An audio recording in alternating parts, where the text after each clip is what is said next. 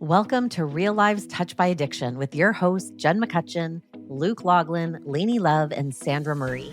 This 6-part series exists to bring truth, compassion, and real solutions to conversations around addiction that families, communities, and systems have avoided for far too long. Addiction isn't just an individual struggle. It's a family, community, and generational issue, and too many people are navigating it in silence, feeling overwhelmed and alone. Through real stories, lived experience, trauma-informed insight, and evidence-based framework, we're exploring the most misunderstood truths about addiction and family healing. And you're invited to join us. Listen, reflect, and take small but powerful steps towards real healing and change. So, let us begin. Welcome to Real Lives Touched by Addiction, part 2 of our 6-part series where we are dedicated to bringing truth, compassion, and solutions for families, individuals, communities, everybody that is impacted by addiction. So welcome back. We're super excited. Today we are diving into a really important topic that gets so much buzz and still so misunderstood. Boundaries. What are they and what are they not? That is the topic for today. So we want you to be part of this conversation. Please, we've got ways that you can connect with us. Go into the show notes, our email. We want to hear from you, and we want you to be part of the conversation of change. So my name is Jen McCutcheon. I am a spiritual recovery and trauma healing coach, spiritual practitioner for wellness, overall wellness. And I'm going to quickly popcorn it off so everybody can quickly introduce themselves, and we'll keep on going. Hi, I'm Lainne, Reverend Lainne Love, and I am here to lend my voice to the conversation. I am Sandra Murray, and I am a mom who's been touched by addiction, and I am here to share my experience. Hi, everybody. I am Luke Loughlin. I'm somebody who's been affected by addiction as the user, drinker, drug user, and I'm here to advocate for mental health and addiction.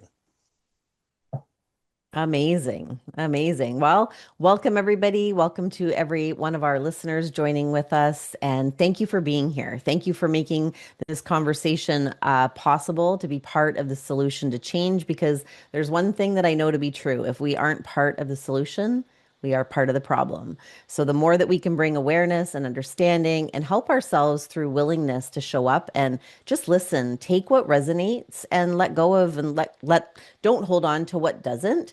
If there's something that we're saying that doesn't feel right for you, that's okay. This is about real conversations, real opportunities to really learn what works for us and what doesn't, because one size doesn't fit all when it comes to healing and recovery and addiction. Whether you yourself are impacted by addiction and mental health, or whether you are loving a loved one experiencing mental health and addiction. So, who wants to start the conversation around boundaries? What are they and what are they not? I'll I go. just, Or you go want to ahead, go? lady. Okay, I'll go. Go, Let's create girl. some boundaries around who's going. Go. Yeah. I love this because it's new to me. Boundaries are a new concept. Like, oh, I can do that and it's okay. I'm not going to offend somebody, or people aren't going to not like me, or I'm going to make somebody sad, or that was my inner dialogue for sure. I really didn't understand them. I didn't really grow up with many. Certainly was never part of the conversation. And it's something that I'm learning to implement in all the aspects and areas of my life, which I really love about boundaries. I'm like, oh, boundaries are actually cool and so helpful for everyone. That's my new experience of boundaries. So, what are boundaries? Boundaries are just like guidelines to me as to like what I am willing to accept right now and what I'm not willing to accept. And they change, and that's okay. And you get to communicate them, and you get to communicate it when it changes. And you can talk about it if you want to, and you also don't have to talk about it if you don't want to, because boundaries are a reflection of where you are at any given time. Right now, I am able to process this, I'm able to navigate this, I'm able to contemplate or carry this, like whatever it looks like at the moment. And right now, I'm not. I can't do anything. Don't even ask me to bring my plate into the kitchen. I'm an overload as an example. So that's what boundaries are to me. They're a way that I can love myself and love other people, because when you don't place a boundary, then you leave lots of room for misinterpretation and a feeling of like a letdown, and also of other people not understanding you, or they're creating their own story in their mind about why you aren't doing something, because you haven't communicated your boundary or shared your boundary, or even let people know that you have them. That feeling where you get when you're like overwhelmed by things. Why do people keep putting all of this on me or asking me these things? Like, why is it always me? It's because you haven't communicated a boundary, most likely. So it's okay. So what are they not? Boundaries aren't a punishment. They're not a Yes. punishment for other people. They're not a punishment in general. It's just, as I just explained to me, it's just like a guideline. This is what I can accept right now, and this is what I can't. This is what I can deal with. This is what I can't. And it's fun that they can change with you. And again, if you're going to be changing them, or you're going to have them, or you're going to assert them, you get to communicate that. And that's it. That's me and boundaries. Beautiful. I love that. Yeah. Nice. My Amazing. boundaries is the same, similar in many ways. Boundaries to me is that line that you don't want that person to cross. And so it's to protect myself. It's because a lot of people, when they think of boundaries, especially when it comes to addiction, they think it's rules for the other person. But really, for me, the boundaries for me to protect myself from the chaos or whatever is going on. Um, I did a video a number of years ago, and I did one with Ben, and I think I did one with Luke on boundaries.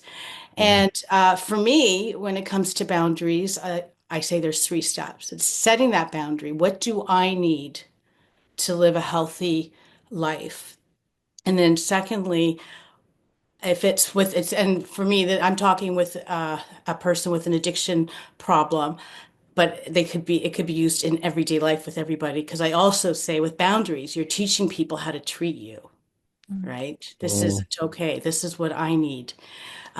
So I say the three steps. You set the boundary, set consequences, and then the most important thing is the follow through on the consequences.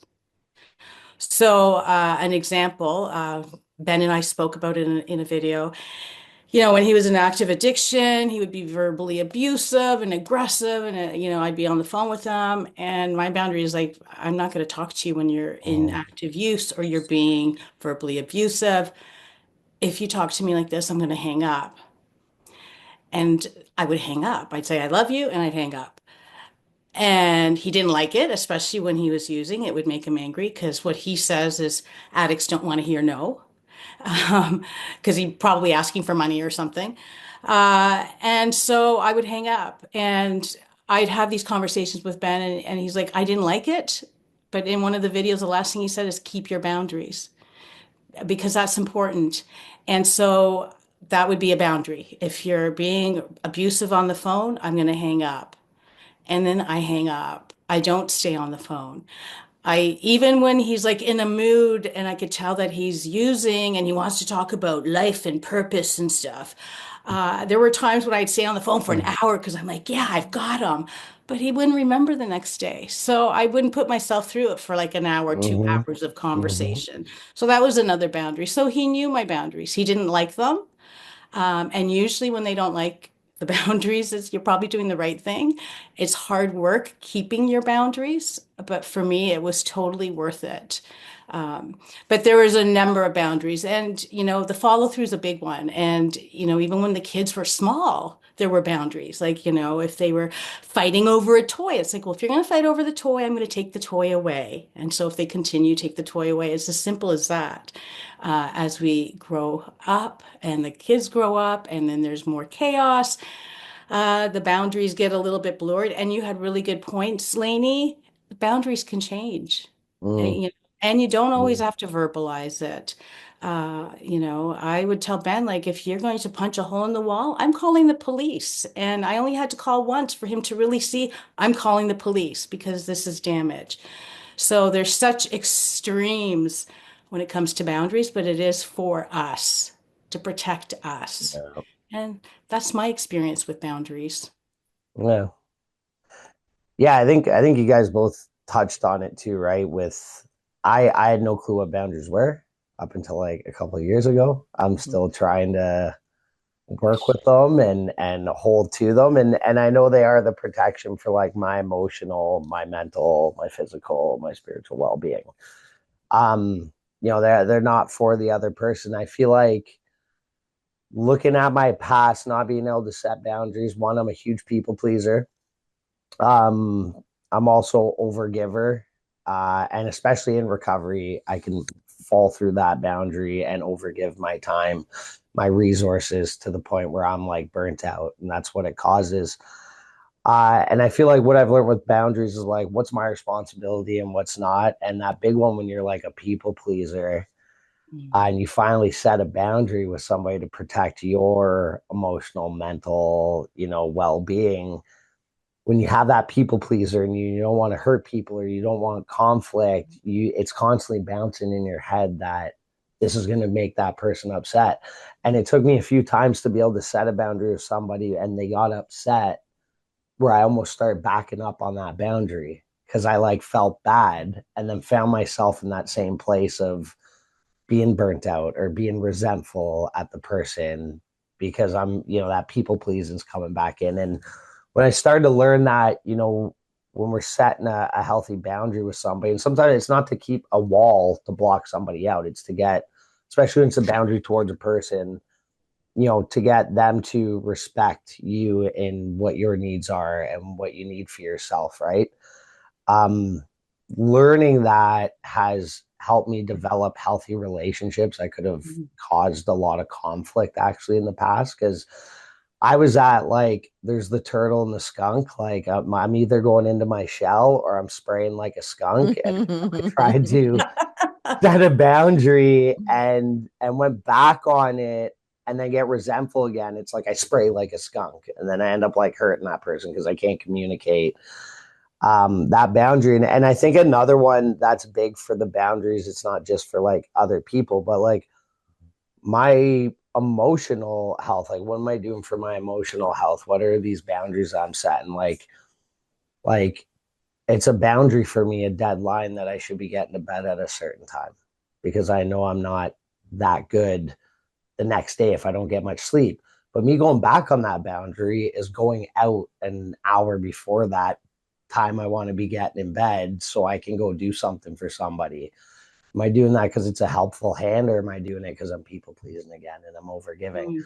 And I feel like this conversation can open up into so much because I know in my experience, without having boundaries to set for relationships and then having these boundaries for my own self, it puts me in a dangerous place because resentment, burnout, frustration, low self-esteem for me because I can't say no, that could bring me back to a place of wanting to use drugs or drink alcohol again. And when before I was in recovery, I didn't know what they were, didn't know how to set them, didn't know how to keep them, and didn't know how to respect people's boundaries. Where now I can tell when somebody sets a boundary with me where that's a non-negotiable. Like you're gonna poke the bear. Like this person is not comfortable with that or doesn't want to do that, and you got to leave that alone. That's another one that I'm learning. If anybody's struggling with boundaries, I just got to say, like, keep trying, keep looking into them because I'm not batting 100 with them. The people pleaser comes out. I get a little upset with myself when I open that up and go back on a boundary that I've set, but it's progress, not perfection. And the fact that I kind of know a bit about them now and I'm trying, it's just that journey of continuing to do. And I know I'm a lot more at peace when I set them than I used to be when I would go back and forth way more than I was. And that's what I got right now.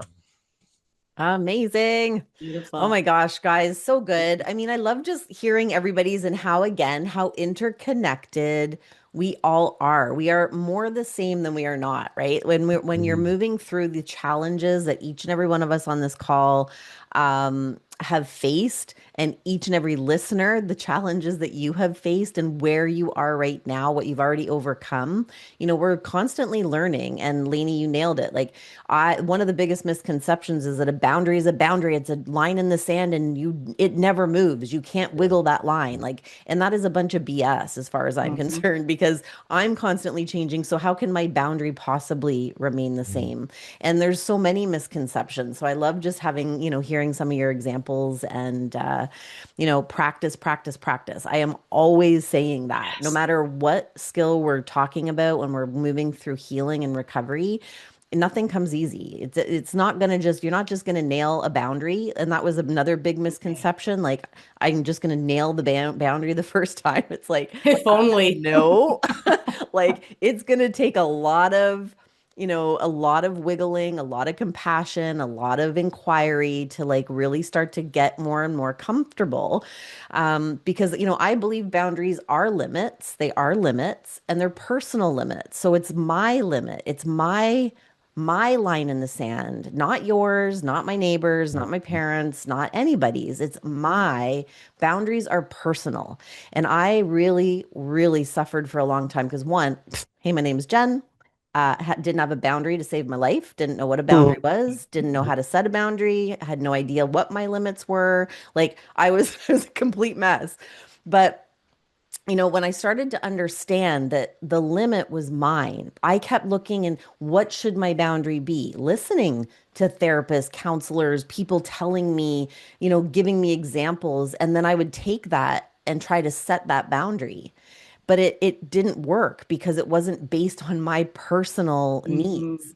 So Mhm. limits are yours. Like that's when I think what I was missing in the whole boundary thing. Like if you have to discern what it is you need. What is your limit? Because your limit's going to be different from everybody else's. So, and boundaries really come in categories. Like Luke, you mentioned it, Yeah. physical, emotional, Mhm. mental, our energetic well-being. Like one boundary isn't gonna, like, you're gonna have to Mhm. like sit with some different areas in your life and really start to ask, what is my limit? What am like, and that's one of the big things is defining, what it is for you. Because again, what everybody said, it's about you. These are Mhm. boundaries are Mhm. self-responsibility. They're my responsibility. It's not my responsibility to put a boundary or tell somebody else what the boundary is. It's like, this is my boundary. It's not about controlling Mhm. you. It's Mhm. about taking ownership for me, for my life, for my happiness, for my health, for my overall well-being. And it really took me a long time to understand it. And I'm still learning. Like, this is like, I'm still learning and I will continue to learn because different things keep popping off where you're like, wait a minute, what Mhm. do I need here? What is it that this is teaching me? Where am I not holding my value for my own well-being?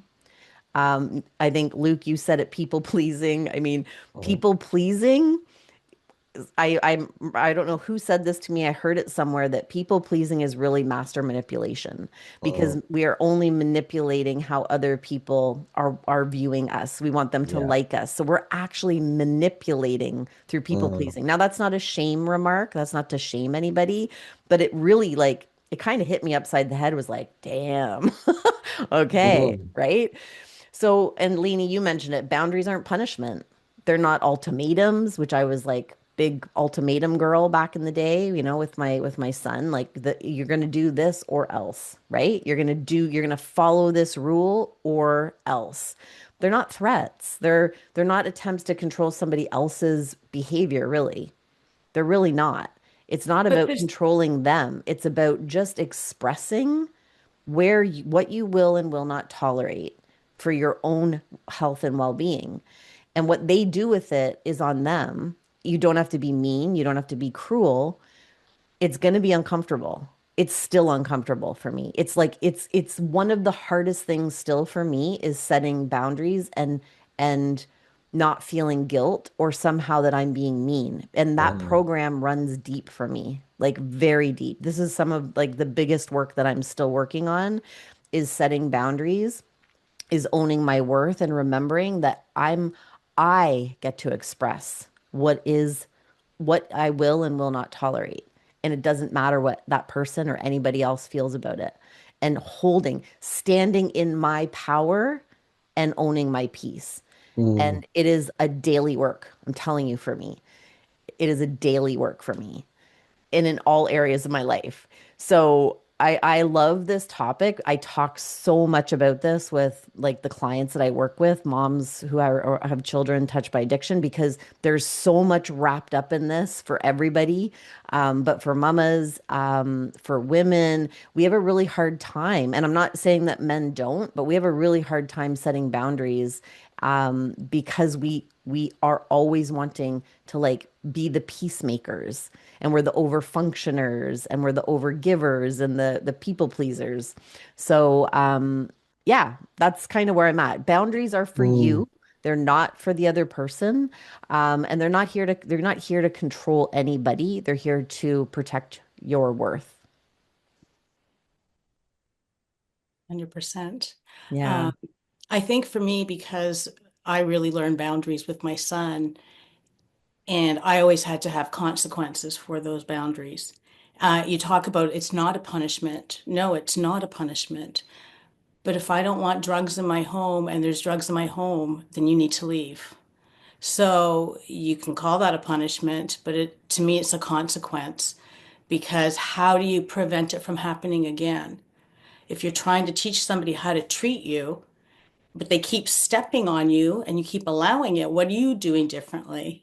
Right? Mhm. So I think it's important to consider that depending on what boundaries you're setting.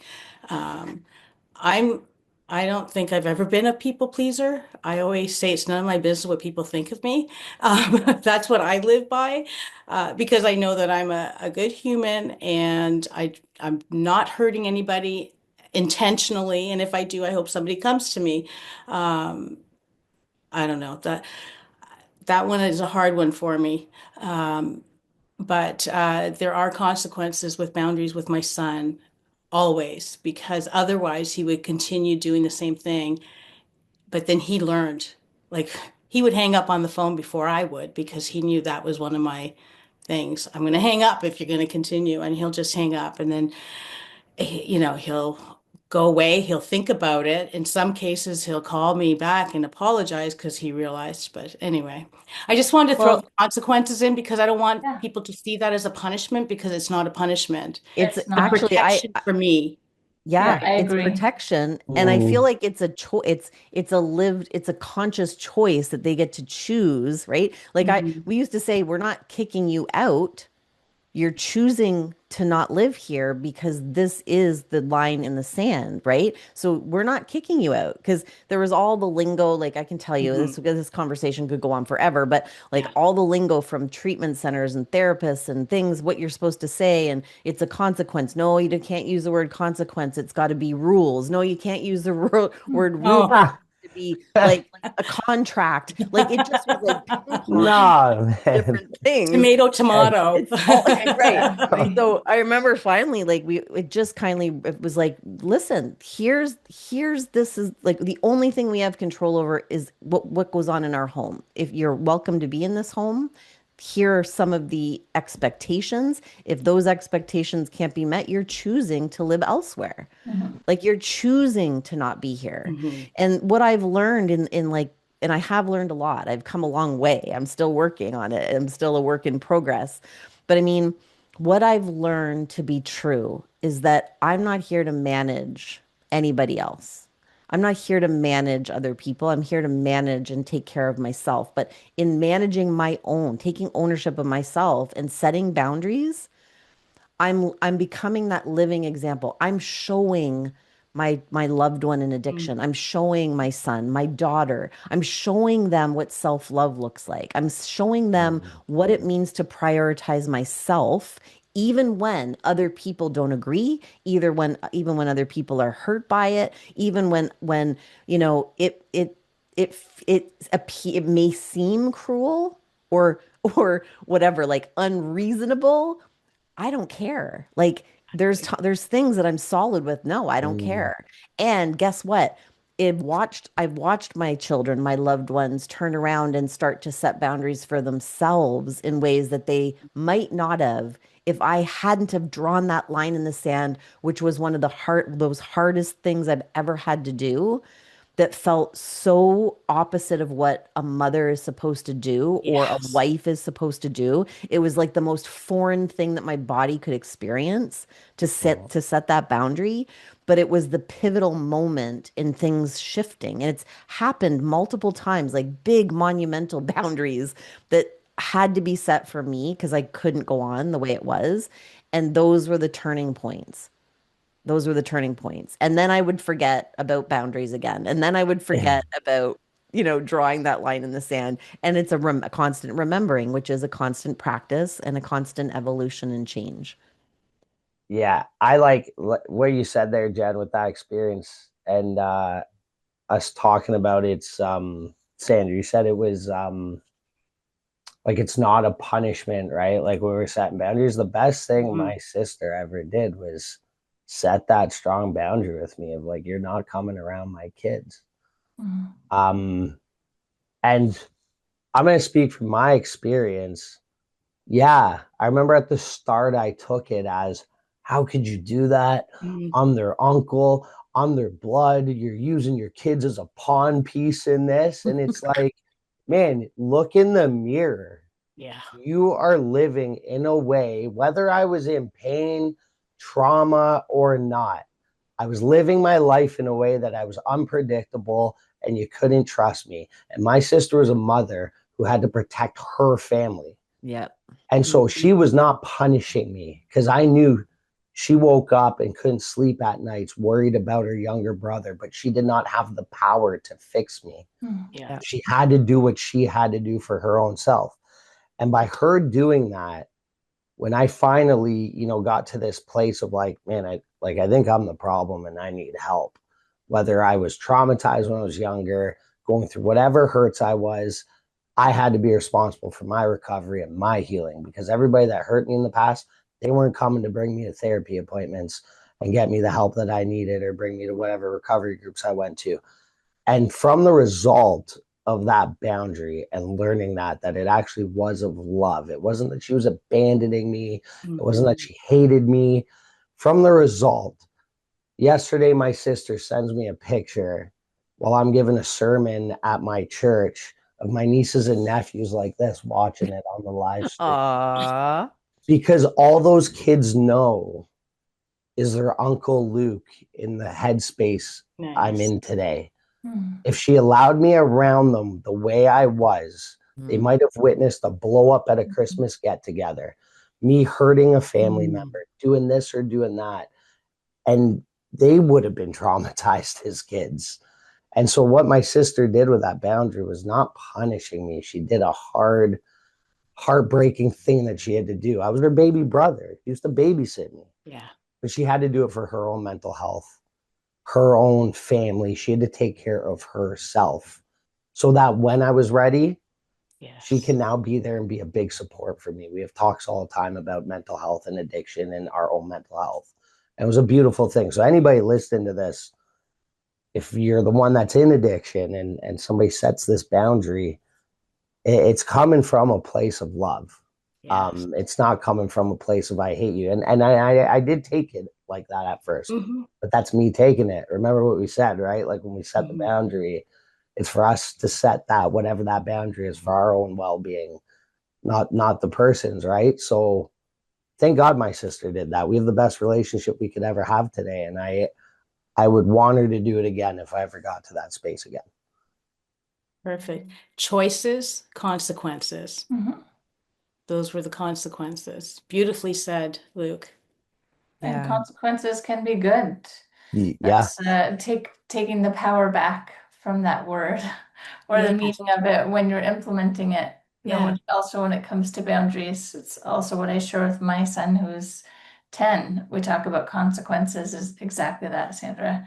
It's just the result of the choice or the action that you've done. Sometimes the consequence is something that brings you so much joy, and Yes. sometimes the consequence is something that maybe hurts your heart a little bit or hurts somebody else. It's just the result of the action or the choice that you're making. Yep. And the Beautiful. result of all of that for Luke was great, and the result in the end for everybody when you're creating and asserting boundaries, not from a punitive mindset, but from self-love and also loving the other person, even though it's for you.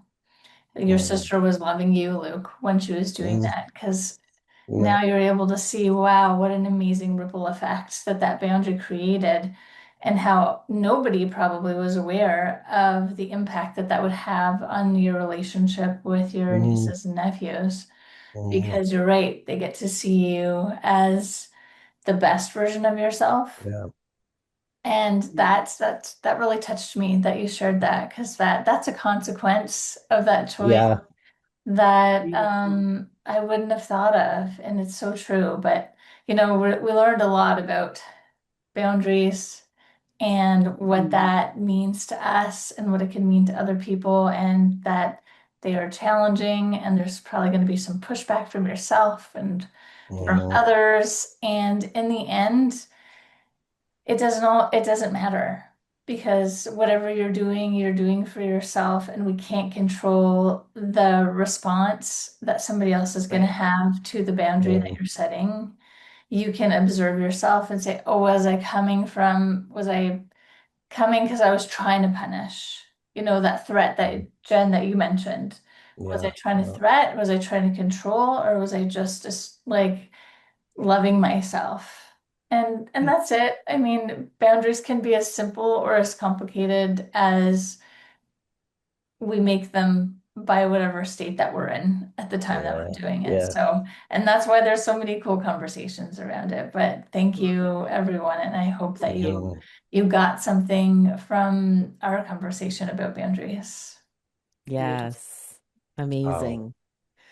All right. So we're wrapping up our second episode. Next week, the next episode, we're going to be talking about enabling and codependency. We're going to be diving deep into another juicy topic that we all have experience with.